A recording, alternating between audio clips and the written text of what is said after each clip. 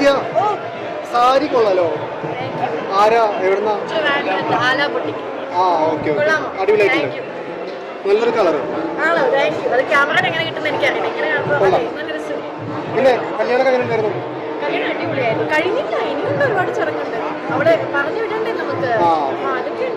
നിങ്ങൾ സദ്യ കഴിച്ചോ? എങ്ങനെ ഉണ്ടായിരുന്നു?